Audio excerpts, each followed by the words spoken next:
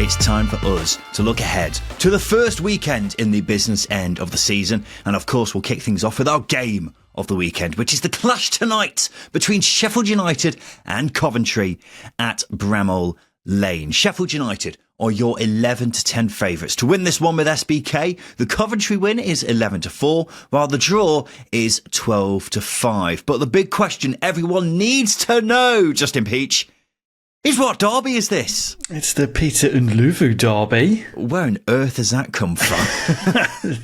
I thought you would just go simple with the Gustavo Hamer derby. No. You know, I thought that'd be straight down the line and obvious. When do I ever play a square pass on these? Well, clearly not very often. You do on a Monday night, I can tell you that much. But when it comes to this, you always try something out of the ordinary. But I thought Gustavo Hamer was an obvious one. He's someone adored by both sets of fans, isn't he? Yeah, so is Peter Luvu, for goodness sake, Ryan, a legend amongst the game. And if the kids don't know who he is, Google him, because it was a good 20 years ago, 25 years ago plus, I reckon. But you're all right. Gus Hamer is the obvious one. And to be honest, everyone knows my adoration for the Hamer Badger. Everyone knows it. And, he's coming up against his former side, and that's what adds to the tastiness, the zestiness of this fixture. Oh, absolutely. Callum O'Hare as well. Got a double John Fleck. Coventry serving. John Fleck. Yeah, okay. I was thinking more players who are Oliver still Norwood. playing. Yes, fine. Still, I was looking more at the players who are still playing for either one of these sides, but they are also relevant as well. But I think this is going to be a very entertaining one tonight, Justin. I'm really looking forward to it. You got two sides with a lot of talent. Both play good football. Neither have been keeping many clean sheets, despite both winning a lot recently.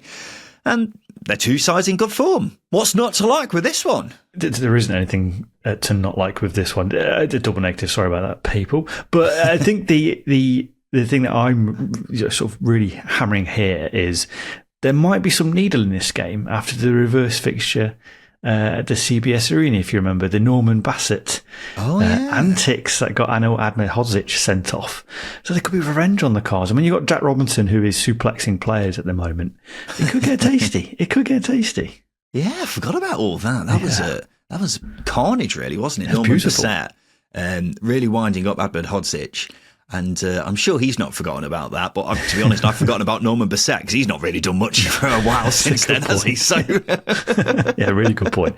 Really good point. But I think you've got two teams in really good form and two teams with really big aspirations for the season as well. And I think all that does is really amplify what the gravity of the fixture we've got at our hands tonight. Absolutely, Justin. Two sides who have still got plenty to play for in these final 8 games. And we'll start off by focusing on Sheffield United, because when we say it's the business end of the season, they're possibly the side who have got the most business to do. They've got their suits on, they've got their briefcases, they are ready for business, baby. They are, of course, joint top of the table with Leeds. Burnley just 2 points behind.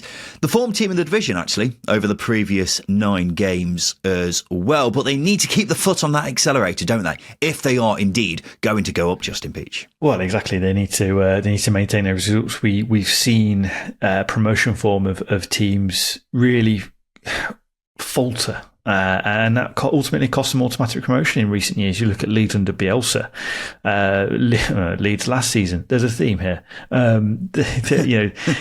These last 7 or 8 games are really, really vital.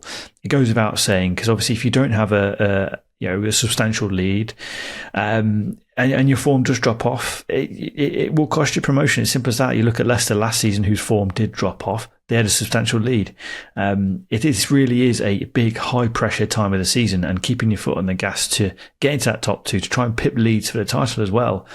There's a lot of pressure there, a hell of a lot of pressure, and this is where we'll find out how good these teams actually are, because they can drop off, they can, their seasons can really crumble in these next couple of weeks.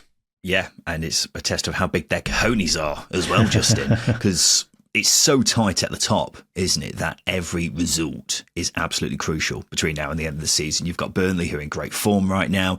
Leeds not in the greatest of form, but has been highly publicised on this podcast how much kinder their fixture schedule is for them compared to the other 2 teams in the automatic promotion race. So any slip up now for any of these 3 teams is so costly for their respective push. And, well, this is probably Sheffield United's second most difficult remaining game on paper. They have to be getting 3 points. It's as simple as that, isn't it? But Bramall Lane hasn't been the fortress it was earlier in the season, has it? Since Christmas, they've only won 4 of their 10 games at home. Before then, they won 10 from 11, which is quite the contrast, isn't it? They've definitely not been as dominant on home turf, have they, Justin? Yeah, it's a really, really strange one. I was looking at this, and obviously since that defeat to Burnley on Boxing Day, they have lost it 3 times. They lost 3 times at Bramall Lane, including in the FA Cup as well, and obviously dropped points to Bristol City and West Brom. And I think when you're looking at those types of games where they are high pressure moments, or not high pressure, but you're coming up against quality opposition in Bristol City and West Brom, they're ending in draws. This Coventry game really does elevate the difficulty that we're looking at here. I think when you mix in the fact that the wins against Portsmouth and Preston were somewhat below par as well, they are really in a strange scenario, especially at this time of the season, or actually going into this time of the season. Your performances will take a back seat, so that sort of becomes an irrelevant point that I'm making. But you do need wins. It doesn't matter how they come, but that contrast is stark. But their away form is really, really floated to the top here. I think that's something you got to point out. But you are right. This has to be a must-win game because that pressure at the top, there's no room for slipping up. No, there absolutely is not. And obviously it'll be a massive help if they can get their home form back on track between now and the end of the season. And as you say, their away form is absolutely spot on. So if they're doing the business both home and away, that's usually pretty good, isn't it? So yeah, this is a huge, huge game for Sheffield United for many different reasons. They have got a big boost in the form of Vinicius Souza returning from injury, so that'll be very welcome indeed. And Coventry City are very much in the hunt for a playoff place, aren't they? They are 5th, only a 2-point cushion inside the top 6 though. Very much in the midst of a death run of games right now because they're playing 3 of the top 4. They, of course, beat Sunderland just before the international break. They've now got Sheffield United, obviously, and then they've got Burnley next weekend. So it's a really, really tough run that they're currently on. From their perspective, though, if they come out of this smelling of roses, of course, already got the 3 points on board from the Sunderland game, they'll be in a great position to go on and secure that playoff place that they so desperately desire, Justin. Well, yeah, it's that desire, that ambition. I think when appointing Lampard, it comes with it, doesn't it? All the good times start to flood back, and you do start to look towards the Premier League, especially, as I say, with the gravitas of the appointment of Frank Lampard and all the glitz and the glamour that comes with it. But I think this next run of games that they've got, especially this game against Sheffield United, I think this is the real test. Don't get me wrong, it doesn't diminish the form that they've been through. The really good form that they've been going through with Frank Lampard, probably since the turn of the year. But this is a test. As I say, this becomes a mini season now. And I wouldn't say form goes out the window, but I think Coventry have done a really good job of building their confidence up. So they're going into this group of games, if you like, or next run of games in a much better position than they would have been going into it probably in January. So they are better set mentally and quality wise as well. It's just whether or not they are actually good enough, and Frank Lampard is the manager I think everyone wants him to be. What I mean by that, he's coming up against opposition and managers who have got a lot more experience than him, and squads that are better than his as well. So this is where the test really comes in for Coventry and Frank Lampard. Well, 2 weeks on, and I finally stopped getting messages from Coventry fans saying, "Oh, were we lucky?" after they thumped Sunderland last time out. But I think that was a strange game, wasn't it? I'm still not entirely sure whether Coventry were really good or Sunderland were just really bad. I think it's a mix of both. Yeah. I often think a mix of both is usually when you're looking at your 5-0s, not really a 3-0. So I don't really know. It was definitely one of the worst Sunderland performances I've seen this season, but I'll give Coventry the benefit of the doubt and say they were really good. Even then, though, prior to that game, they had been running their luck. They had a 5-game winning run, which I would put down as convincing a 5-game winning run as you can really get. And then, of course, they lost to Derby. Didn't really trouble them too much in that game either. So I'm fascinated to see how Coventry do here. I think it's a really big test of their credentials because, after all, it's all well and good getting a playoff place. You need to beat some strong teams to actually win the playoffs and get promoted, goes without saying. So seeing them go toe-to-toe with one of the strongest this division has to offer, is very interesting. Yeah, exactly. You make some really good points, and you are right. I think the Sunderland game is worth bringing up because they have been inconsistent of late heading into that game, and it was a bad day. So I think the when you can start to make a convincing argument about Coventry is when they can, or if they can pick up results against your Sheffield United, against your Burnleys, and that's where you start to go, okay, that game wasn't a one-off. They can repeat it. So this is why it becomes a test, and this is why it becomes, I wouldn't say a crossroads moment for Coventry because I don't think it's that significant, but this is where we do find out whether the squad's good enough, and this is where we do find out if Lampard, I wouldn't say he is the man, because again, I don't think that's particularly fair, but the form's put them in a position of chasing for the playoffs, and the next few games could define the season. Well, Coventry will have Jack Redoni and Ben Sheaf back for this game. Redoni's missed the last 3 games, has been one of the standout players for Frank Lampard since he came in, so that'll be a big boost for the Sky Blues. But that's enough talking, Justin. It's time for our second tier bet builder with SBK. Now with SBK, you don't just get an ordinary bet builder, they offer you fresh legs as well.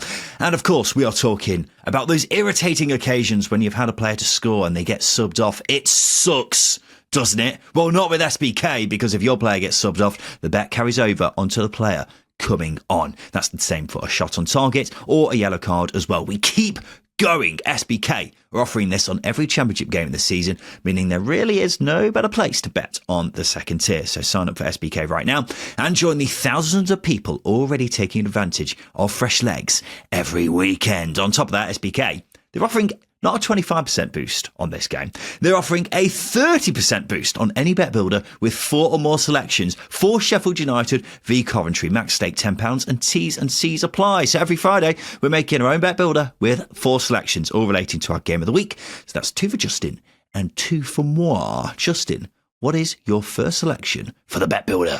I've gone with Bobby Thomas to have a shot on target. A centre-back, you say? Are we crazy? Are we mad? Yes and no. But the big defender, let's be honest, is in better goal-scoring form than Coventry's striker, Ellis Sims.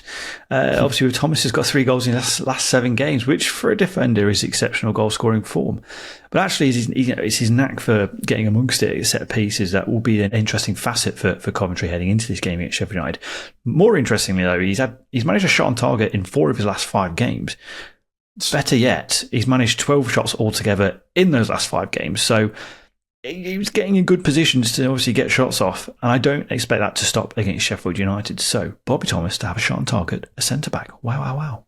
Yeah, a shot on target in 4 of his last 5 games. That's ridiculous numbers for a centre-back, isn't it? That would be decent for a striker, but a centre-half, it's crazy. So based off that, you'd assume he's the target at every set piece, so he should hopefully get at least 1 shot on target off. And just a reminder that if Bobby Thomas were to get subbed off for whatever reason, then the bet would carry over onto whoever came on for him. So we're still in the game because of fresh legs with SBK. Right, let's go to my first selection for the bet builder. It's under 3.5 cards now. Usually, I would sing my jingle at this time in the show, but we've had a fantastic email, Justin, from Mitchell Tower. He says, "Hi Ryan and Justin, I have been an avid listener of the podcast for 2 seasons now, and I wanted to write to you in regards to a little project I've been keeping myself busy with until the championship action resumes. I eagerly look forward to the previous show each week, and so I wanted to add a little flair to a recurring segment that has cropped up in these episodes throughout the season. That is, of course, Ryan's card pick of the week and his strangely angelic singing skills that accompany it.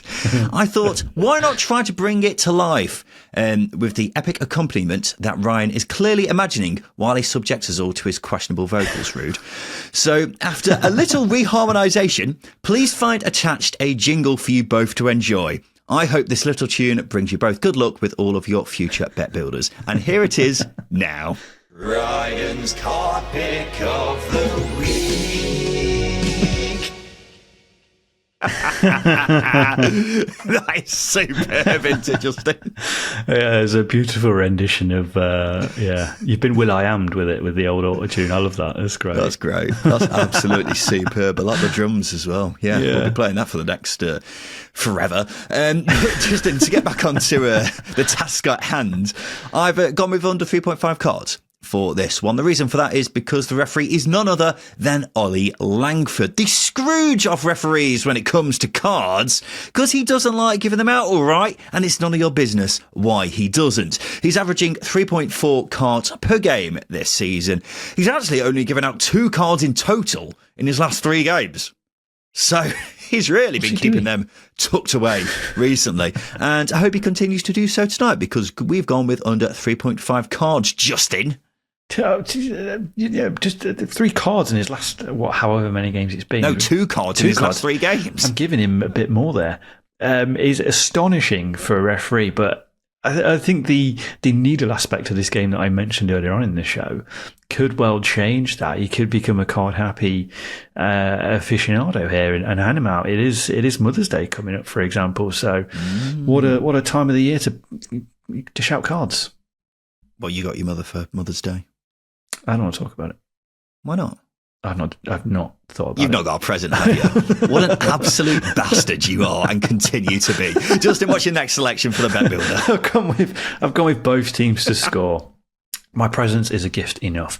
The reverse fixture, as I've mentioned in November, was a fiery 2-2 draw. Both teams scored in that game. But aside from the last 2 games for Coventry, obviously against Sunderland and Derby, both teams have scored in 4 of their last 6 games. And with Sheffield United, it's been 3 of the last 6 games. And you can mix that with the quality that both teams have going into the game. Tyrese Campbell with Sheffield United, obviously Ben Brereton Diaz and Tom Cannon that they signed in January, who yet to really, really fire on. And obviously Haji Wright returning for Coventry. I expect there to be goals. I really, really do.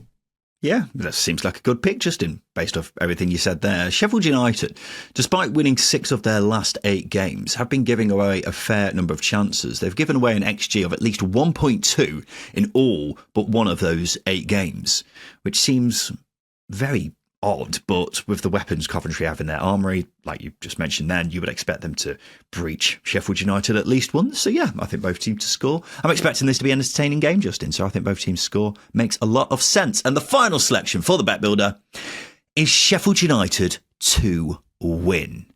Now, even though Sheffield United haven't been the most convincing at home recently, I still fancy them to get the win here, because it is 7 wins in their last 9 games, home and away. No one has won more points than them since the start of February, and they are putting together a strong case for winning not only promotion, the championship title, and it'll be even stronger if they win here. I look at Coventry, who, as I was saying, have been fortunate in many of their recent wins. They weren't last time out against Sunderland, in fairness, but it'll be interesting to see how Coventry perform here. But considering up until that Sunderland game, their levels had dropped somewhat, I'd be much more inclined to oppose them in this one. And this is a much sterner test than what they've had recently. Bar Sunderland, they've been facing mostly sides fighting to stay up.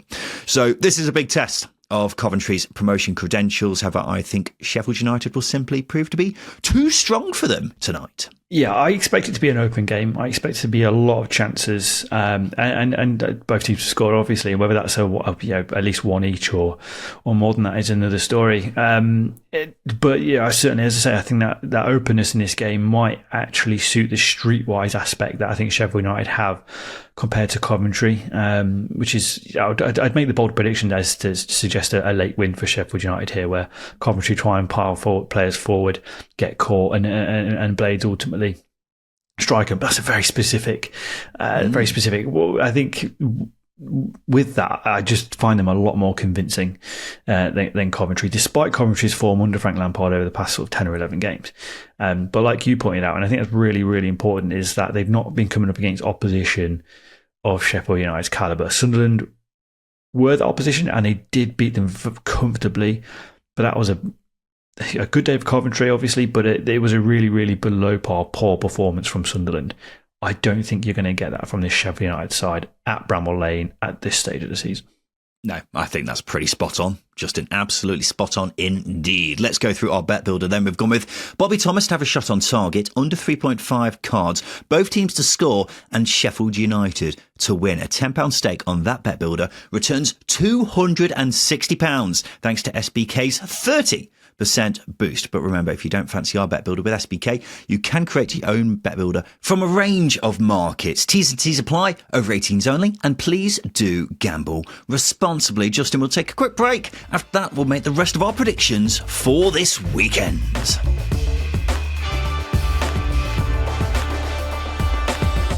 Welcome back to the Second Tier podcast, and this is the preview show brought to you by SBK, which means it's now time for us to have a look ahead to the weekend. And in each preview episode of the Second Tier, Justin and I will each pick a banker, a team we think is guaranteed to win this coming weekend, as well as an outsider, so someone we think is going to win but is bigger odds with our friends at SBK than their opponents. We're tracking how we do it as the season goes on. It's 1 point for a correct banker, 2 points for an outsider. Whoever loses has to do a blooming forfeit, which is to be a mascot at an EFL game next season. The current scores look like this: 36-29 to Justin Peach. It was once again a point each for both of us last time out as we got our bankers right, but no luck with our outside. By my calculations, Justin, we've got 6 preview shows left, including this one. So a possible 18 points I can still win between now and then. But if I am going to make this interesting for the rest of the season, I could really do without starting right now. Yeah, you got to get your finger out. You've really got to get your finger out. It's not easy chasing down a born winner in the wake of me. And it's only going to get more difficult, especially with the games we've got coming up. I don't think picking bankers is going to be as easy because, as I say, games get competitive. They get a bit more even. Performances don't really count at this stage of the season. It's all about getting wins, and that's what I'm going to do. Get wins. Well, maybe that means outsiders are much more plausible. And I think if I am going to get back into this, I need to pick some bloody outsiders out of my arse, don't I? And so with that being said, let's see how we get on this weekend. Justin, we'll kick things off with your banker, please. What is your big banker for the weekend? I've gone with Portsmouth to win at home to Blackburn on Saturday afternoon.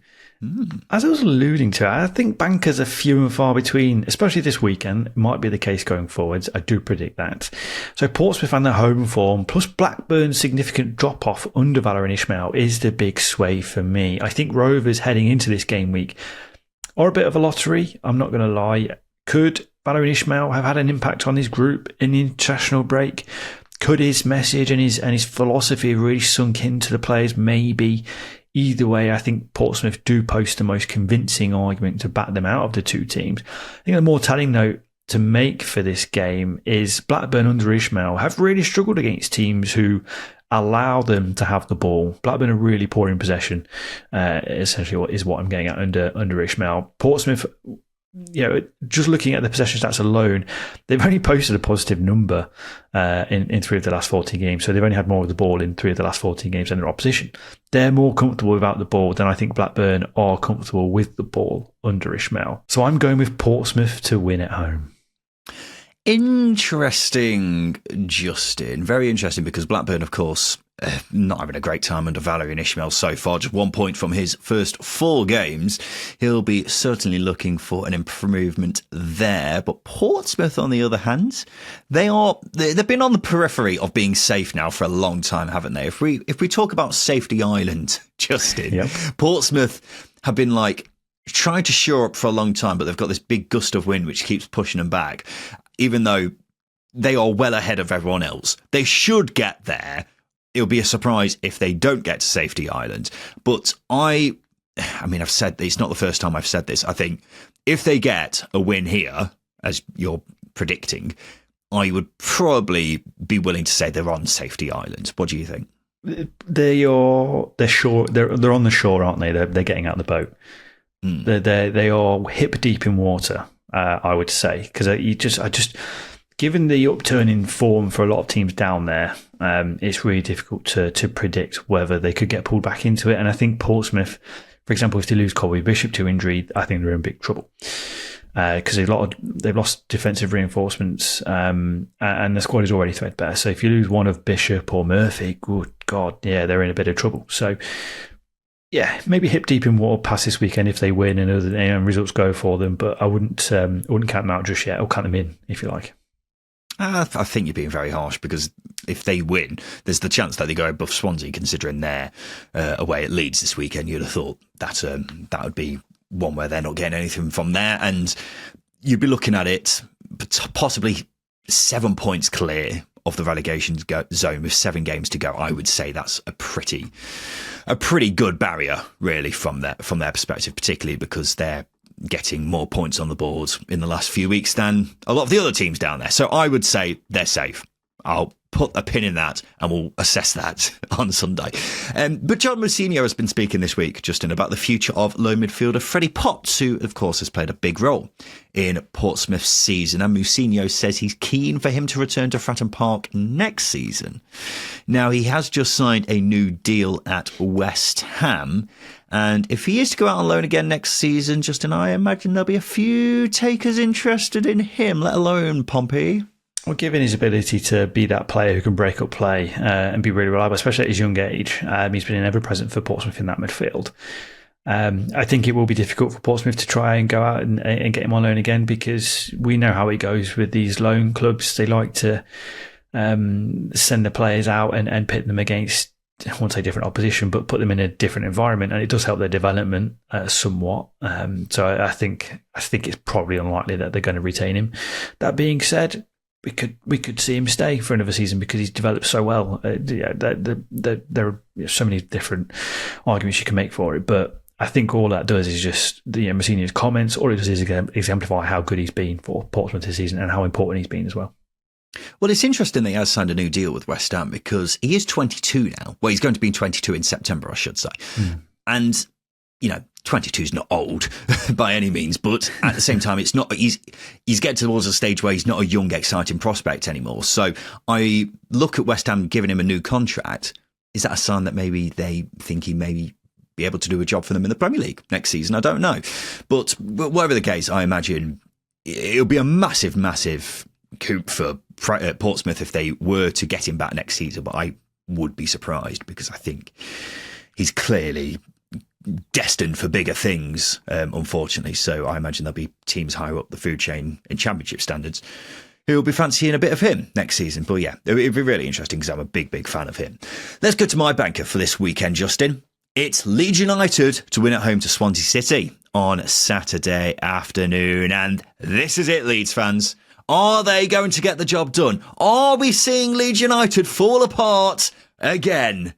This game should give us a good idea because Swansea at home should be a straightforward one for Leeds. It's at Ellen Road. They've got by far the best home record in the league, and they're facing a Swansea side who don't have anything to play for, really. So they should make easy work of this one.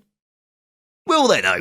Because we saw Leeds having quite the wobble before the international break. Just one win in 4. That's actually their worst 4-game spell of the season. So how they do here is going to be fascinating. I think they have to be not just winning this, but doing it comfortably. They have to instantly dash any fears of them not getting promoted, because if they don't, I can see the nerves starting to creep back in, as they so often do around this time of the season for Leeds United. But long story short, Leeds are a significantly stronger side than Swansea. Promotion is very much in their hands.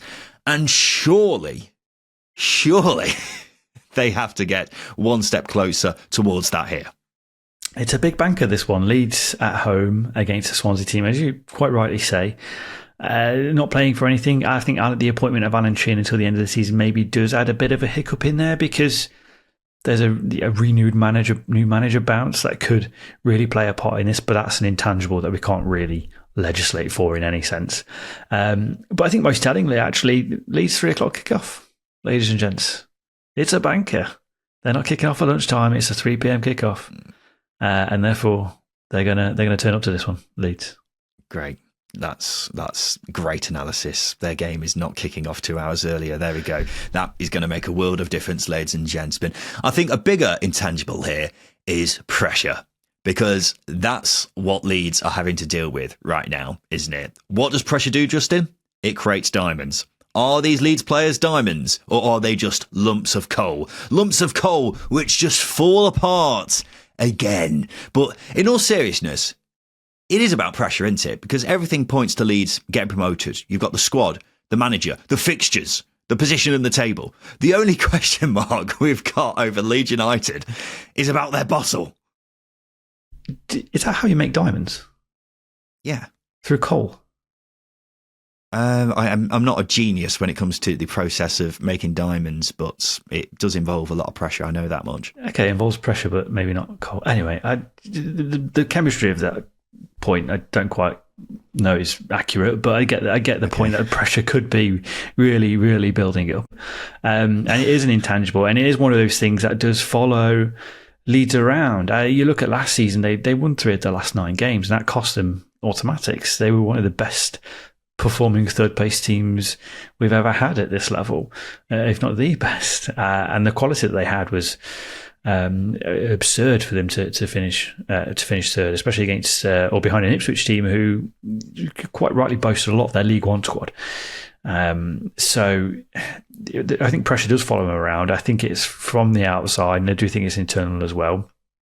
And I think anything that remotely plays a part in adding a bit of pressure, whether that be just a lunchtime kickoff or a game in London, as Leeds fans have pointed out as well.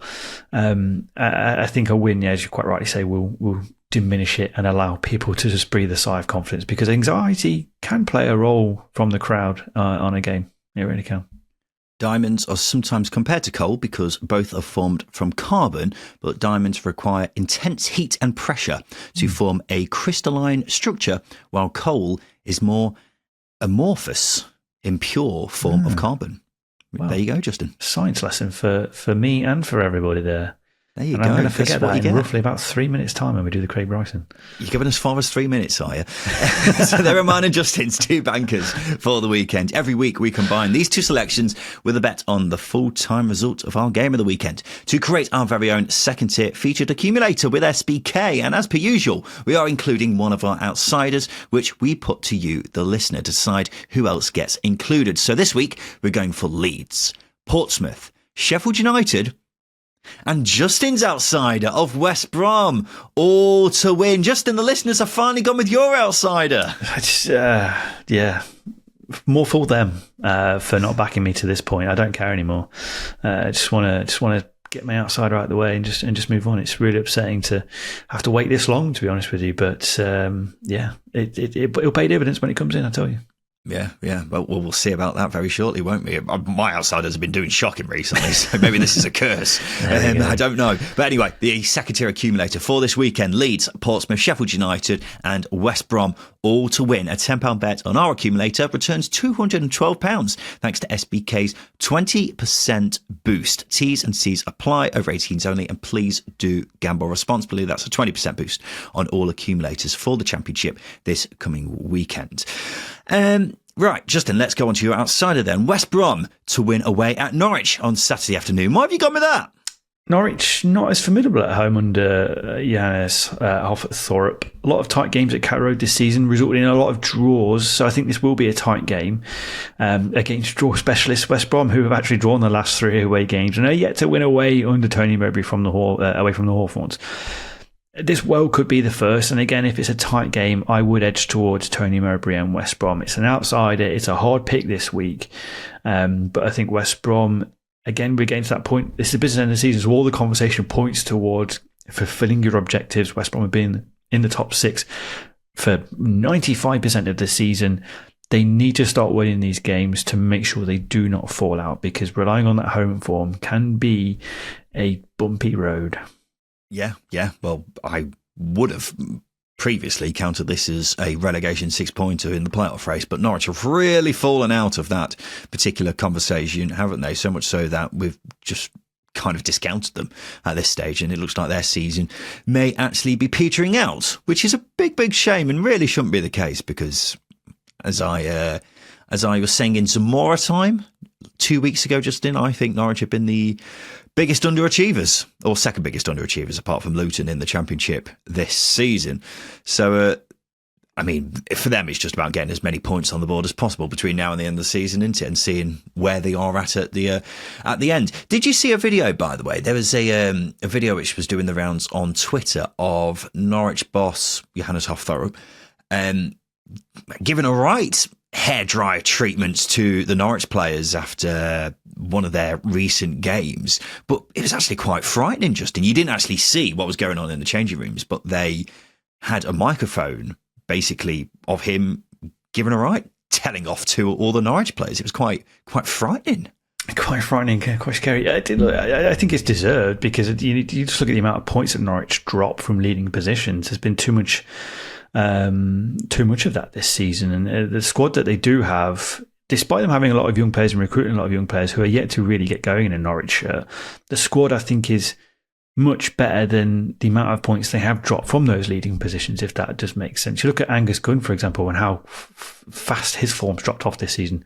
Our player of the season, or our goalkeeper of the season last year, one of the worst performing goalkeepers this season. It's an astonishing drop off, and I don't think that's down to Johannes Thorup, but it just all of that, having a go at his players and really getting into him is probably a season load of frustration and them not fulfilling their potential and not seeing games out. Simple as that. Yeah. I mean, the thing that surprises me the most is that Johannes Thorup doesn't really look like the guy who would be willing to, scream at players in the changing room. But we had the case of it here, and it was quite interesting seeing a club actually putting that out on their social media. Not something we usually see, but he's got a bit of passion. He's got a bit about him. So yeah, his plays.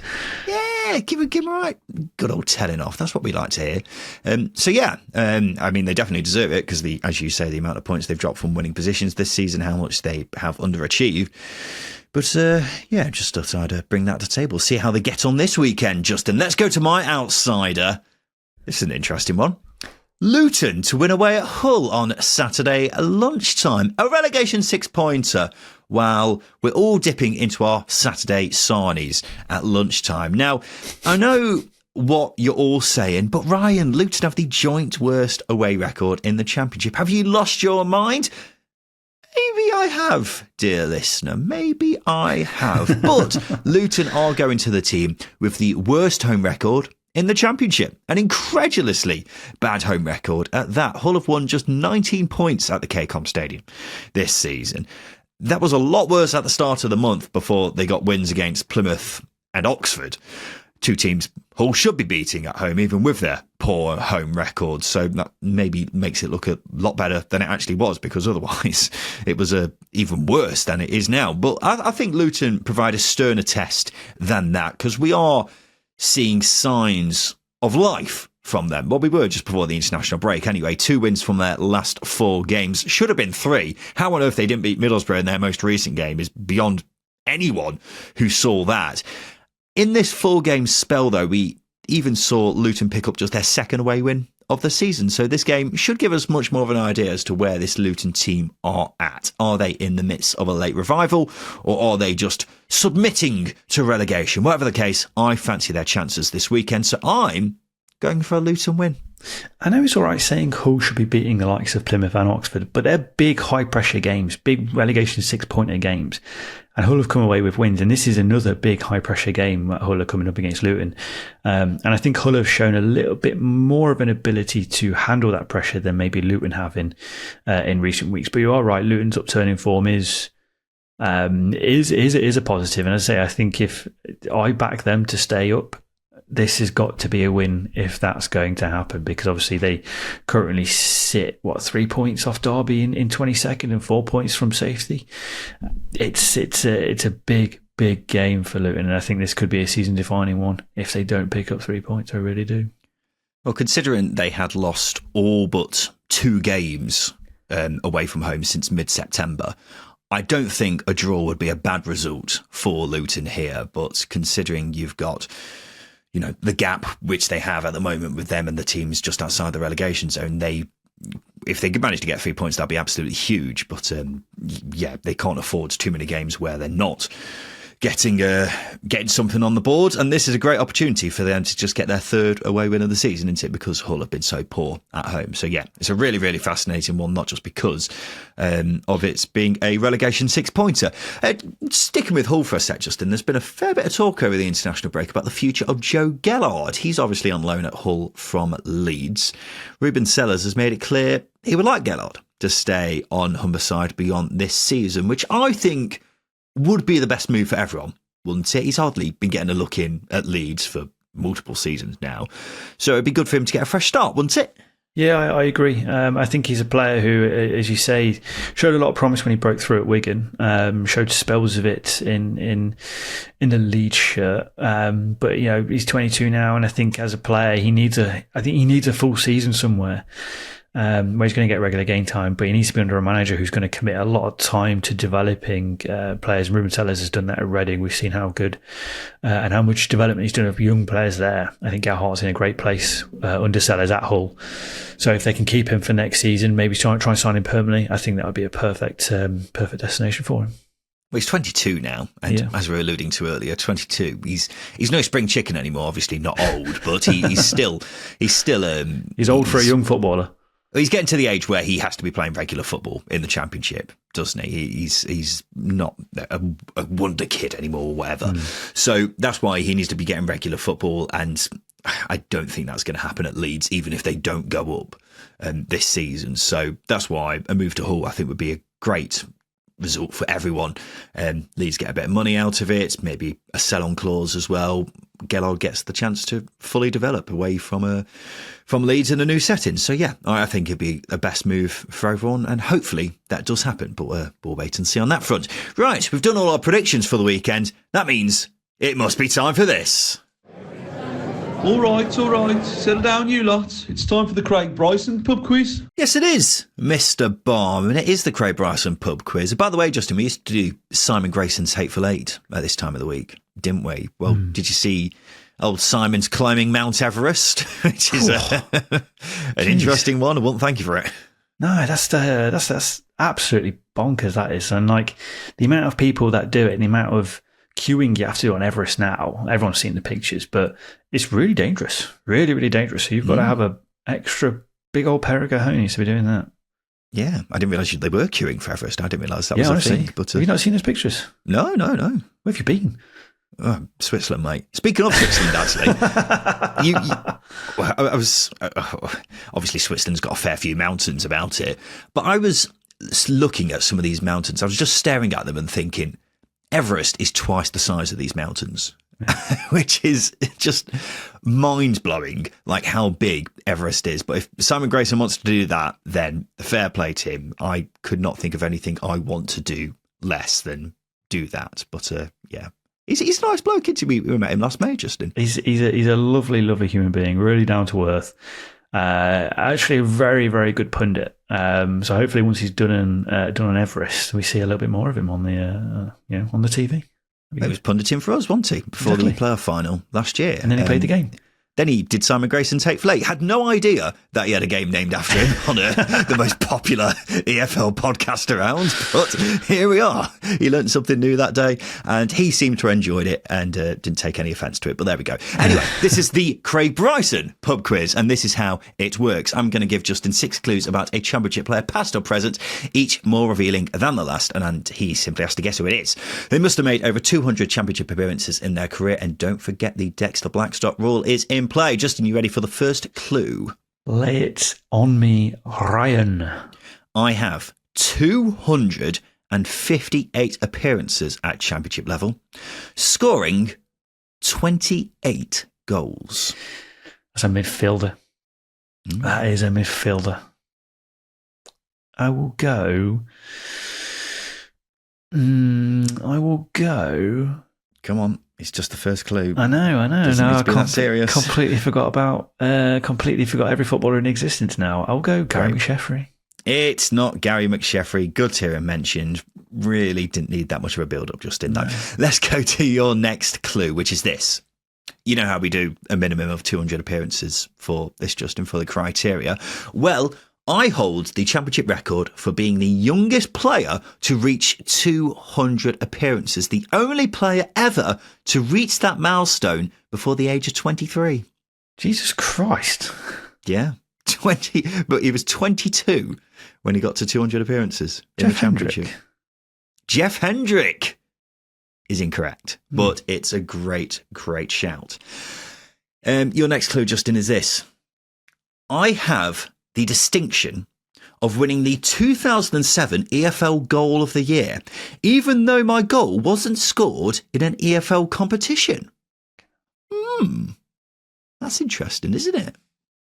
I reckon he's a player who made a lot of appearances, got to about 25, 26, and then really dropped off. Joe Ledley. Fuck, he's got it. Oh. Wow, okay. Where the hell did that come from?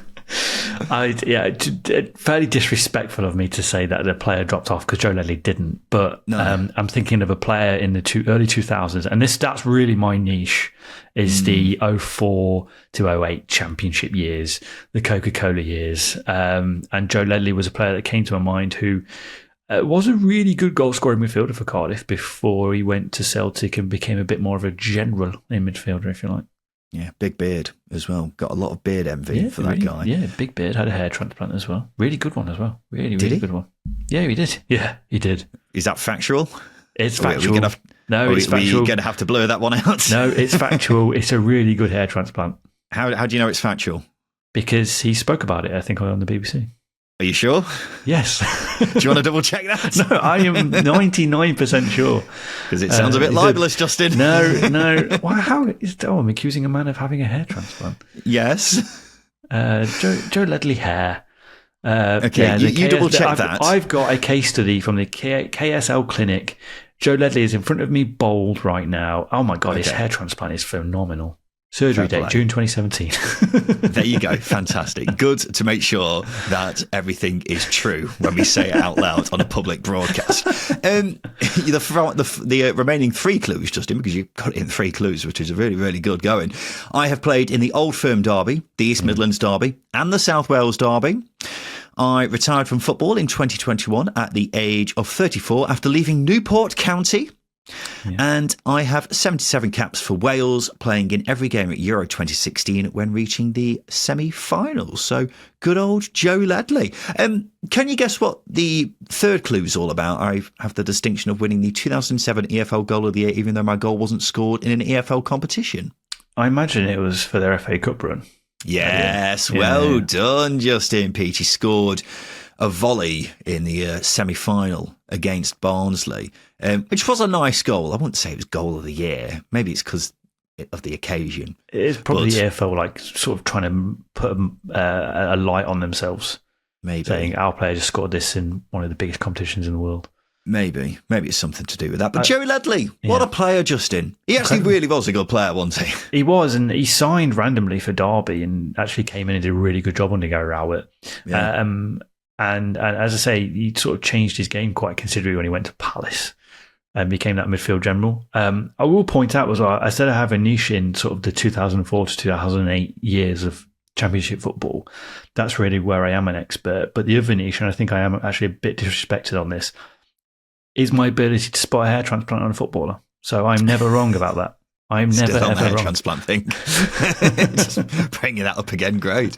Well, there you go, ladies and gents. Joe Ledley, this week's Craig Bryson pub quiz. And this has been the Second Tier Preview Show, brought to you by SBK. We'll be back again on Sunday to talk about a huge weekend of Championship action. So we look forward to seeing you then for that. But ladies and gentlemen, I am officially opening the door to the business end of the season. Everyone come in, everyone get warm, everyone make yourself comfy. This is it. It's going to be a bumpy ride, but I am bloody ready and I am so excited. But this has been the Second Tier Podcast.